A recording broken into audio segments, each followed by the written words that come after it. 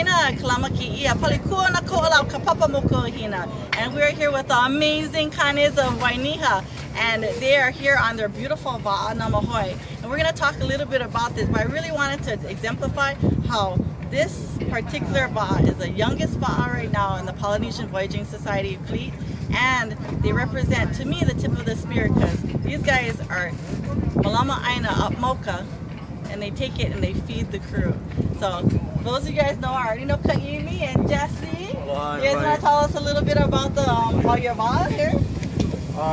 This is the Va'a Namahoe. It's our Kauai and Niihau Va'a. It's about 72 feet, maybe even more, 77, and by 16 feet. It's one of the bigger Va'as in Polynesia.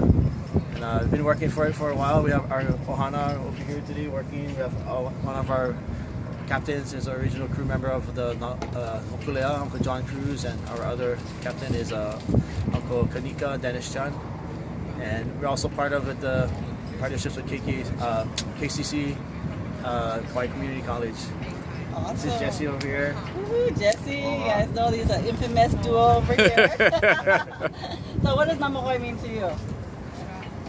Oh well, Namahoe is our connection to the rest of the world, and our connection to our ohana around the Paiaina, and is our connection. It's our whole basis of life. It's how we ended up here in this beautiful moku and brought all of our sustainable living with us, our kalo and everything. And so canoe is life. He va'a, he moku, he moku, he va'a.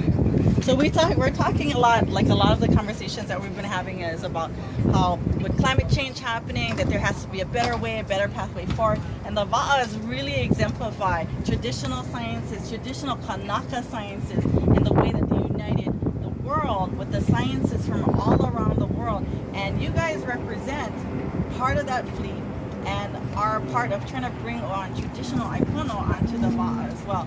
So, and part of it is looking at preparing for the time when we no more planes, we don't have cars, and doing it in a good way, in a spiritual way, in a connected way. So tell us a little bit about your guys, the mea'ai that you guys have grown and cultivated, and the fact that it's occupied territory, that they try to steal it from you guys, and how you use it to sustain and help feed the people on the Va'a. Well, basically, Namahoe is like pretty much completing like sacred teachings of our families and of our ohana. Some say it's like prophecies that that we are to make our canoe to complete this system and to assure this system of the ahopua and how important it was for all the Paiaina and Hawaii to understand and preserve and restore, and also to activate the ahopua system by Mauka to Makai, taking care of the water, and as it flows to the Lo'i, it makes its way to the ocean. Those are all the abundance that we need to protect and preserve. So some of the things that we like to share and preserve is the protection of the vai from the Mauka, and there is all the different fishes, is the opu, and it starts at the waipo from the mountains, all the whole thing. We like to keep it pure and abundant and organic, and still practice those ways today and pass it on to our opio and our families and our keiki. Most of all, as it makes its way to the gardens, we have our kalo, the ulu, the niu. Some of the things that we brought was kalo, ulu, niu, doing it the old way and bringing it over and making things survive, and with the Pulian prayers that can come here and make home and bring that energy to this island also. That's awesome. Ho'omana mana, yeah. So, and you guys, you help plant kalo, and you guys feed the crew a lot with your aina, yeah. Yeah, we do. We had multiple times on our crew trainings.